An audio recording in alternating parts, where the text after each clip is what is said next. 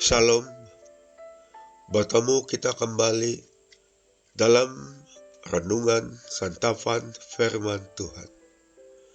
Hari ini Kamis bersamaan 4 hari bulan Agustus tahun 2022. Firman Tuhan hari ini diambil dari Injil Matius bab 16 ayat 13 hingga 23.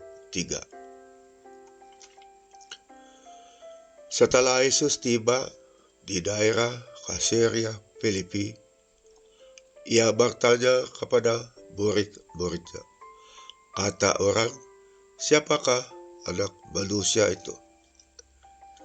Jawab mereka, ada yang mengatakan Yohanes Pembaptis, ada juga yang mengatakan Elia, dan ada pula yang mengatakan Yeremia atau salah seorang dari para nabi.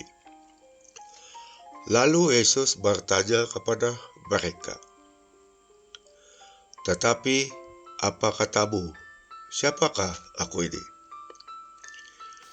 Maka jawab Simon Petrus, engkau adalah Mesias, anak Allah yang hidup. Kata Yesus kepadanya, berbahagialah engkau Simon bin Yunus, sebab bukan manusia yang mengatakan itu kepadamu, melainkan Bapa-Ku yang di surga. Dan aku pun berkata kepadamu, engkau adalah Petrus, dan di atas batu karang ini aku akan mendirikan jemaatku, dan alam maut tidak akan menguasainya. Kepadamu akan kuberikan kunci kerajaan surga. Apa yang kau ikat di dunia ini akan terikat di surga, dan apa yang kau lapaskan di dunia ini akan terlepas di surga. Lalu Yesus melarang murid-muridnya supaya jangan memberitahukan kepada sesiapapun bahwa ia Mesias.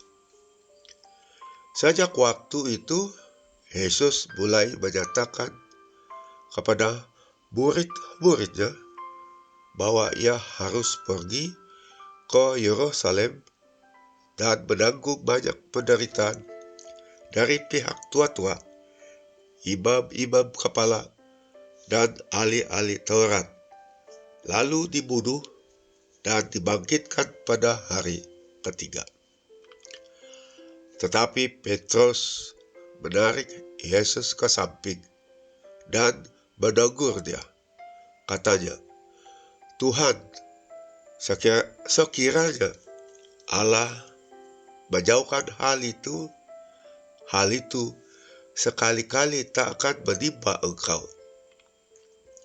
Maka Yesus berpaling dan berkata kepada Petrus, enyalah iblis, engkau suatu batu sandungan bagiku, sebab engkau bukan memikirkan apa yang dipikirkan Allah, melainkan apa yang dipikirkan manusia. Injil Tuhan, terpujilah Kristus. Saudara-saudari yang dikasihi Tuhan, dalam Injil yang kita dengar sebentar tadi, kita mendengar pengakuan Petrus dan penderitaan yang Yesus lalui bila mana berada di Yerusalem. Setelah Yesus tiba di daerah Kaisarea Filipi, pertama-tama Yesus menanyakan pendapat orang luar tentang siapa dirinya. Dia menyebut dirinya sebagai anak manusia. Para muridnya menjawab, orang-orang luar menganggap Yesus sebagai Yohanes Pembaptis, Nabi Elia, atau Nabi Yeremia, atau salah satu nabi. Lalu Yesus bertanya pula kepada para muridnya, "Tetapi, apa katamu? Siapakah aku ini?" Bagi mewakili para muridnya, Petrus pun menjawab, "Engkau adalah Mesias, Anak Allah yang hidup." Dengan iman yang teguh, Petrus dengan berani dan yakin menyatakan identiti Yesus. Pengakuan Petrus yang kukuh ini memberikan dia berkat, yaitu Yesus hendak mendirikan gerejanya di atas dasar Petrus, si batu karang. Dan Yesus memberi jaminan bahwa alam maut tidak akan menguasai gereja yang didirikannya. Selain itu, Petrus juga diberi kunci kerajaan surga dan kuasa untuk mengikat, melepaskan dosa orang. Gereja yang didirikan Yesus di atas dasar Santo Petrus telah bertahan hingga hari ini. Sebagai ahli gereja, kita sangat bersyukur mendapat perlindungan dari Tuhan Yesus.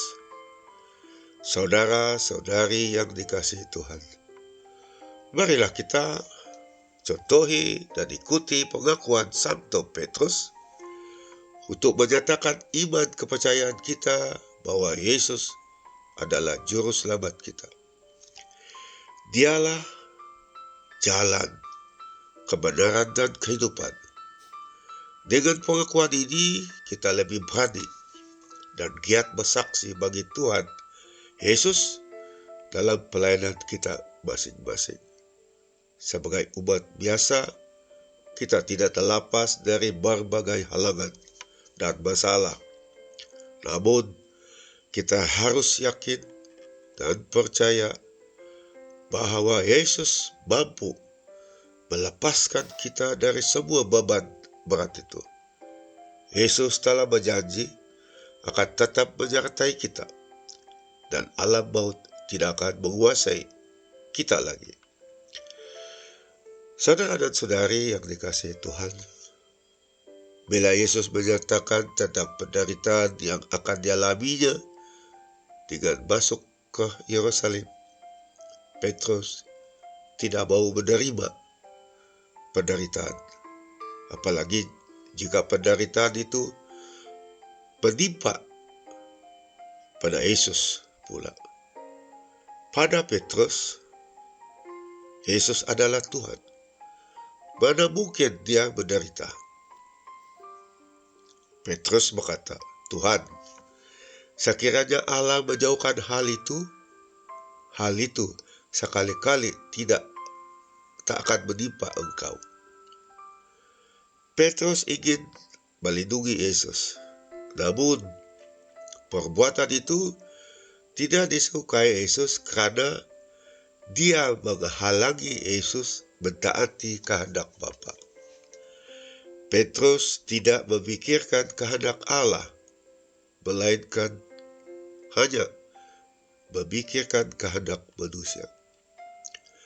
Kita juga seperti Petrus, kita banyak kali menghalangi kehendak Allah supaya kerajaannya terjadi di tengah-tengah kita dengan sikap kita yang angkuh dan mementingkan diri sendiri. Marilah kita mohon bantuan Roh Kudus agar kita berani dan mampu bersaksi bagi Tuhan Yesus, bagi kemuliaan Allah Bapa. Amin. Tuhan memberkati kita.